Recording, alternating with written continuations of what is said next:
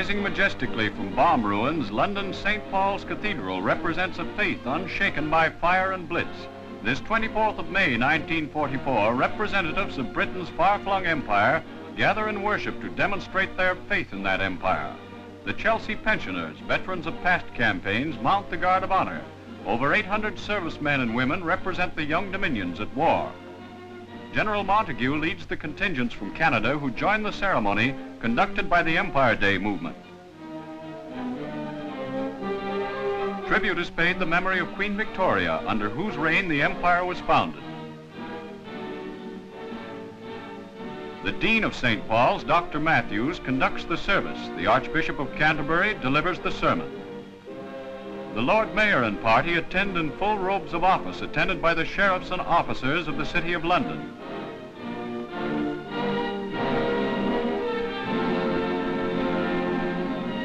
Old and young are all imbued with the same abiding principles, faith in empire and confidence in victory.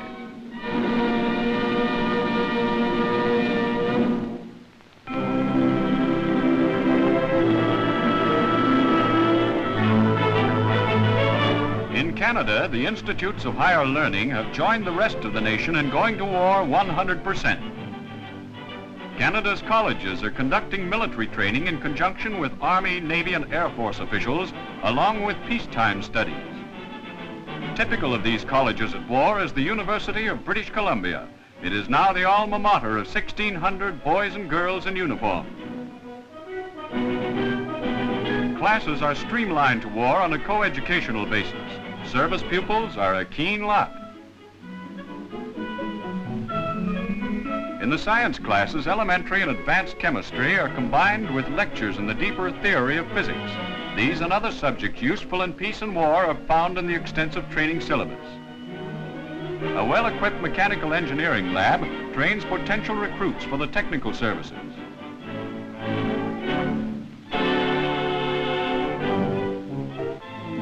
All is not calculus and trig in our militarized schoolhouse. Donning the battle order and slinging the rifle, away we go to the battle course. The teenaged youngsters take to commando training like a kitten to milk. Football is a sissy sport compared to this life, and do they love it.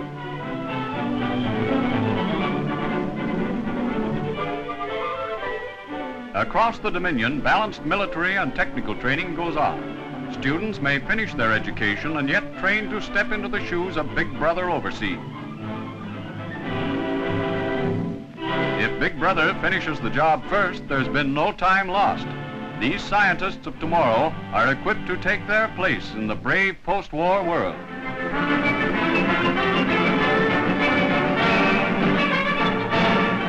In London's Albert Hall, Trooper Al DELANEY of a Canadian Recce Regiment fights Sergeant Freddie Mills of the RAF.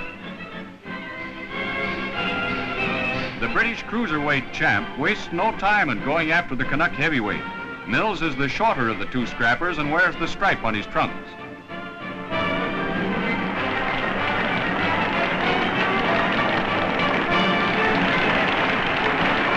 In their 10-round contest, DELANEY carries plenty of weight on Mills, but the Britisher is in terrific form. A trifle clumsy at times, he nevertheless keeps up a non-stop barrage of uppercuts, swings, haymakers, and even a little overarm bowling. Most of them connect. DELANEY swings into reprisals, but is not in condition to take what Mills dishes out. From the second round on, it's the RAF all the way. This is the first time in many fights in England that DELANEY has been treated so roughly. DELANEY has a few neat defensive tricks which don't seem to be working.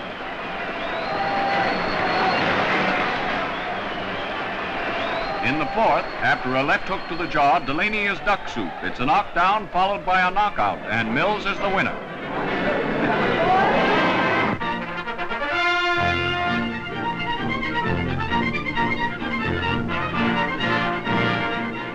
To the Canadians in the Italian front lines, this is the story of the most important newspaper in the world. During the long, wearisome trek through Sicily and up the spine of Italy, news was irregular. Canadians had to content themselves with what they could get from American or British Army newspapers and letters from home. At the start of this year, however, permission was secured to found an all-Canadian sheet, a paper of, by, and for Canadian troops. one which would bring news of their own front as well as stories of their comrades in other theaters of action, home news and general items on the conduct of the war.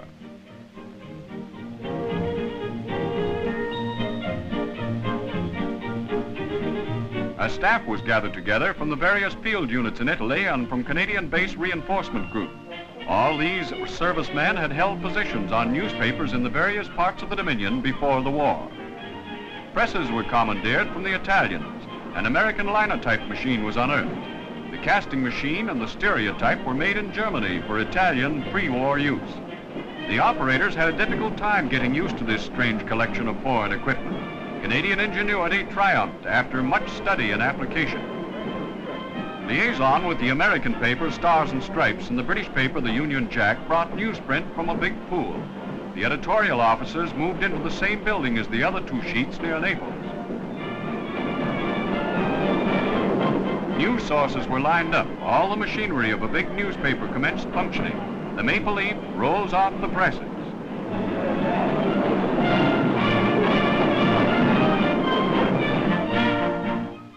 It is important that a maple leaf should be available to every soldier from front lines to base areas. The circulation department attends to this important job. Not only do they keep track of the movements of all units day by day, but they see that the paper reaches the reader the same day it is printed, while the headlines are still news.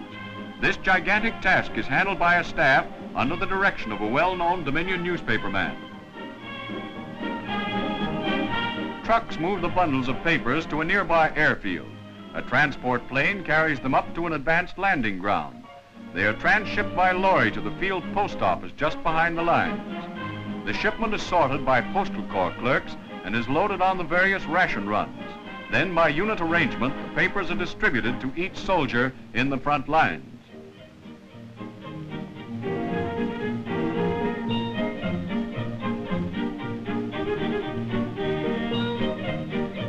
On forward gun position or on the now peaceful streets of Naples, the publication is available. The Canadian soldier may read the latest war news, see baseball scores, or laugh at cartoons. He knows what goes on the same as his family at home. His brothers in arms devote their talents to bringing him news, hot news, published by Canada's fighting man's paper, the Maple Leaf.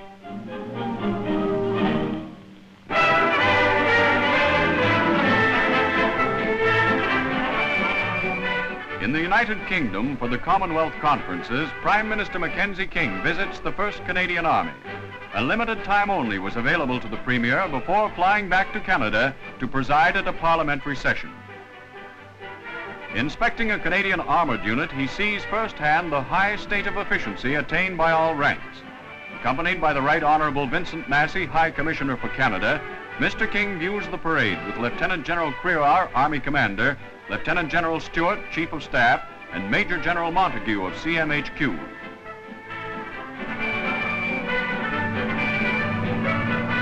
Masses of Canadian might will be an important part of the Allied Army's next masterstroke. The Prime Minister and Canada are confident they will ably carry on the glorious crusade, emulating the magnificent drive through the Leary Valley by Brother Tankman with the 8th Army.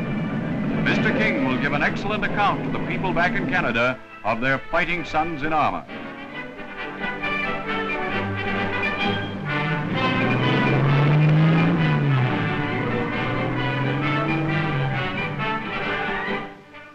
Accompanied by the Army Commander, the Prime Minister calls on General Montgomery. Monty is in the middle of preparations for the next attack. He's not too busy, however, for a chat and the famous Montgomery smile.